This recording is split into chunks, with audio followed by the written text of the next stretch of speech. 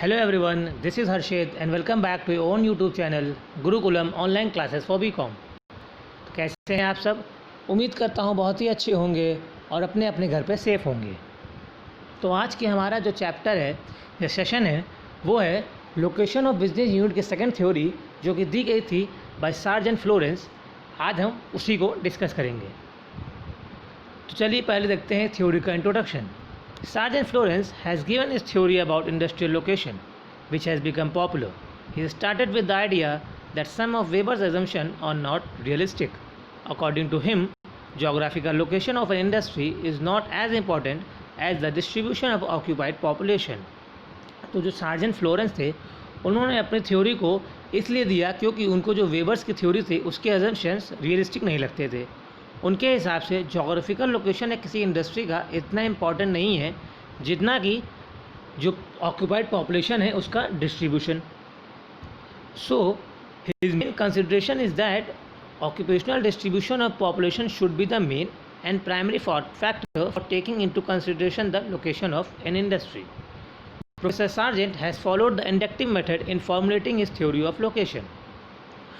तो sergeant Florence एक professor थे, उन्होंने अपनी थ्योरी इंडक्टिव मेथड पे बेस की और उनका बेसिक एम था कि जो डिस्ट्रीब्यूशन है पॉपुलेशन का या ऑक्यूपाइड पॉपुलेशन का उस पर उन्होंने अपनी थ्योरी बेसिकली एम की। उनकी theory more practical and realistic थी किसकी तुलना में वेबर्स की थ्योरी जो वेबर ने दी थी। On the basis of production census he has tried to find out the statical measures of location. Production census की बेसिस पे उन्होंने स्टैटिस्टिकल मेजर्स ऑफ लोकेशन निकाला है and has not accepted the traditional view of the geographical context not the region or area as such but the working population in that area is more important. उनके हिसाब से reason या area नहीं बल्कि जो उस एरिया की जो पॉपुलेशन है जो वहाँ वर्क कर रही है वो ज़्यादा इंपॉर्टेंट है। उन्होंने अपने थ्योरी में दो नए कॉन्सेप्ट लिए, पहला लोकेशन फैक्टर, दूसरा कोफिशिएंट ऑफ लोकलाइजेशन। तो लोकेशन फैक्टर क्या है आइए देखते हैं। While explaining location factor of an industry, he has taken into consideration location factor and coefficient of localization. अब क्वेश्चन ये उठता है कि क्या है लोकेशन फैक्टर।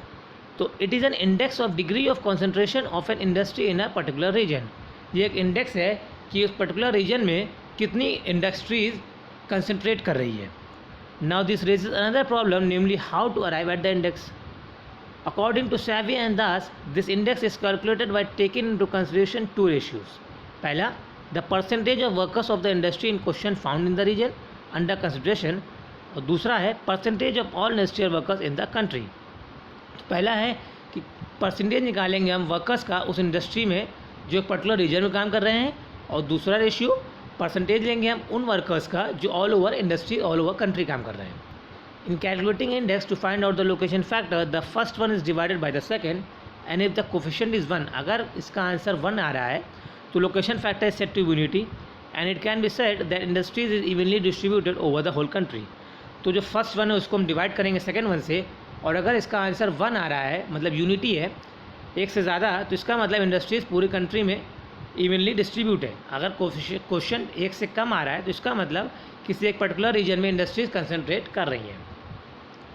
तो लोकेशन फैक्टर का फॉर्मूला है इसका इंडेक्स निकालने का, total numbers of workers engaged in all industry divided by total number of industries worker in the country in 200, या फिर percentage of workers engaged in particular industry divided by proportion of total numbers of workers engaged in the area to the total industrial workers of the country.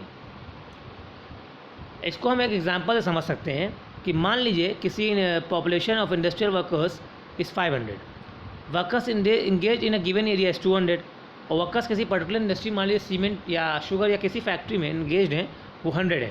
तो location factor index होगा 100 × 200 divided by 200 जो कि आएगा 1.25। तो अब क्योंकि unity से ज़्यादा है इसलिए हम ये कह सकते हैं कि जो इंडस्ट्रीज़ है वो इवनली पूरी कंट्री में डिस्ट्रीब्यूटेड है। सेकेंड फैक्टर था उनका coefficient of localisation. Coefficient of localisation indicate the propensity of concentration of industries. This has no relation as such with the area. If the percentage of workers over different areas is also given in percentage, the variance between the two percentages is divided by 100, which give the coefficient of location.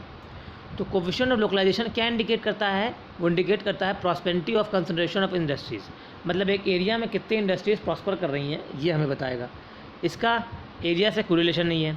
अगर मान लीजिए percentage of workers over different areas दिया है तो हम variance निकाल सकते हैं 2 परसेंटेजों के बीच में उसको डिवाइड करके और मल्टीप्लाई करने के बाद 100 से, तो हमें कोफिशिएंट ऑफ लोकेशन मिल जाएगा। इफ़ द कोफिशिएंट इज़ 0, अगर वो 0 है, it will mean the industries are evenly distributed. If coefficient is 1, it indicates concentration of industries over particular region. अगर कोफिशिएंट ग्रेटर या लेस देन है यूनिटी से, it indicates tendency of centralisation या फिर decentralisation, मतलब कि इंडस्ट्रीज या तो एक तरफ ज़्यादा बढ़ रही हैं या तो कम हो रही हैं। बाय दिस ही मेंट prosperity of industry for concentration. It indicates an industry's tendency for localization anywhere in the country. तो ये दिखाता है कि इंडस्ट्री की टेंडेंसी किसी की भी एक पर्टिकुलर एरिया में लोकलाइजेशन करने की। It is primarily concern with a particular industry and not a particular region. ये प्राइमरली कंसर्न है किसी एक पर्टिकुलर इंडस्ट्री से, ना कि किसी एक पर्टिकुलर रीजन से। Coefficient of localisation can be found with the help of following formulas. A, percentage age of all workers found in each region. B, percentage age of the workers of industry in question in each region. C, positive deviation of B from A are to be added. D, sum thus arrive is to divided by 100. तो ये था उनका formula. On the basis of coefficient, it becomes possible to divide the industry into 3 categories. अब coefficient of localization निकालने के बाद हम industries को 3 तरह से डिवाइड करने में हेल्प मिलेगी। पहला हाई, मीडियम और लो। Thus coefficient helps in classifying industries. While discussing the advantages of method, professor Kuchhal says, अब इस मेथड का एडवांटेज डिस्क्राइब करते हुए प्रोफेसर कूचल ने कहा है, thus the location significance of industries is shown and the problem of investigation becomes easier. Industries with low coefficient of localization can thrive in different regions and thus dispersed. Industries which show a high coefficient of localization are centralized in particular region.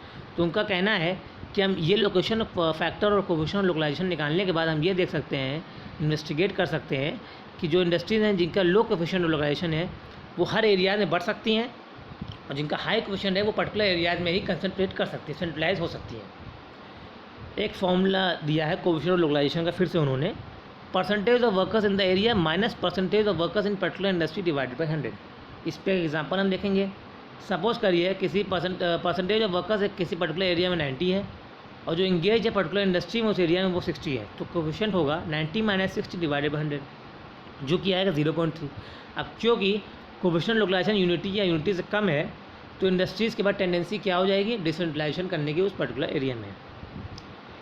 ये थी sergeant Florence की theory. अब theory थी तो कुछ criticism भी होंगे। तो इनका पहला क्रिटिसिज्म है ignorance of causes of location. इन्होंने इग्नोर कर दिया कि क्या कॉजेज हैं लोकेशन के, मतलब इंडस्ट्रीज़ क्यों सेंट्रलाइज या डिसेंट्रलाइज हो रही हैं, क्या टेंडेंसी है, इन्होंने ये इग्नोर कर दिया। दूसरा है difficulty of knowing prosperity of location.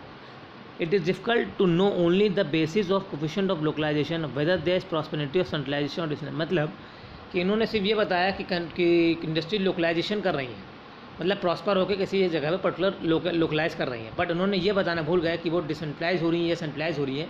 Theory इसके बारे में कुछ नहीं कहता। फिर तीसरा है ignorance of favourable local conditions.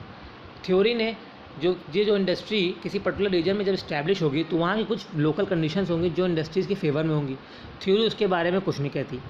फिर है एब्सेंस ऑफ नॉलेज और productive capacity. Theory given by Florence emphasizes the number of workers in calculating index and coefficient but ignores production।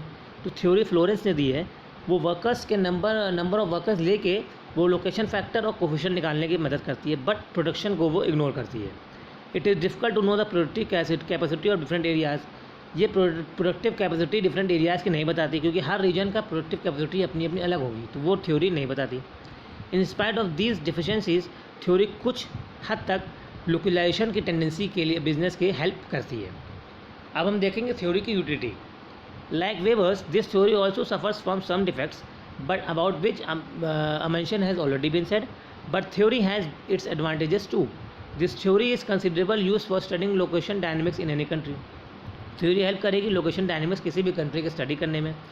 This indexes help in guiding the trends. जो index और coefficient निकाल रहे हैं ये help करेंगे हमें trend देखने में कि इंडस्ट्रियल डेवलपमेंट किसी कंट्री में कैसा हो रहा है, और उसके सारे ही स्टडिंग डायनेमिक्स जो है वो स्टडी करने में। देन अनदर एडवांटेज है कि coefficient of localization help in deciding the types of industries that may be disperse under a scheme of regionalism. Coefficient localization हम निकाल के ये पता कर सकते हैं कि किसी पर्टिकुलर रीजन में किस तरह के इंडस्ट्रीज़ को प्रॉस्पर करना है, या किस तरह के इंडस्ट्रीज सेंट्रलाइज करना है या डिसेंट्रलाइज करना है, या कैसी इंडस्ट्रीज वहाँ स्टैब्लिश करनी है। तो it becomes then possible to diversify industries with a medium coefficient of localization over a wide area. तो जिनका हाई कोफिशिएंट है उनको हम बांट सकते हैं, जिनका लो है उनको भी हम बांट सकते हैं, बट हाई वाले वो किसी एक पर्टिकुलर रीजन में कंसनट्रेट भी कर सकते हैं। तो जो थ्योरी दी गई थी साइजन फ्लोरेंस के थ्रू, वो हमें हेल्प करती है कि किस तरह इंडस्ट्रियल डेवलपमेंट हो रहा है इंडस्ट्रीज़ का पहले तो, फिर वो हेल्प करती है कि उसके डायनेमिक्स पढ़ने में, फिर वो हेल्प करती है कि इंडस्ट्रीज़ पर्टिकुलर रीजन में किस तरह की प्रॉस्पर करेंगी, या किसी पर्टिकुलर रीजन में कौन सी इंडस्ट्री ज़्यादा फेवरेबल होगी। तो ये थी हमारी साइजन फ्लोरेंस की थ्योरी। तो आज हमारा लोकेशन ऑफ बिजनेस यूनिट का चैप्टर ख़त्म होता है। हमने लोकेशन ऑफ बिजनेस के फैक्टर्स, इफेक्ट्स सब पढ़ लिए, दोनों थ्योरीज भी पढ़ ली। अब नेक्स्ट चैप्टर में हम नेक्स्ट सेशन में हम नए चैप्टर स्टार्ट करेंगे। तब तक के लिए वीडियोस देखते रहिए, चैनल को सब्सक्राइब कीजिए, वीडियोस लाइक कीजिए, कोई प्रॉब्लम हो कमेंट बॉक्स में मेंशन कीजिए, और PDF की लिंक डिस्क्रिप्शन बॉक्स में दे दी गई है। तो तब तक के लिए goodbye, stay safe, stay healthy and take care. Thank you.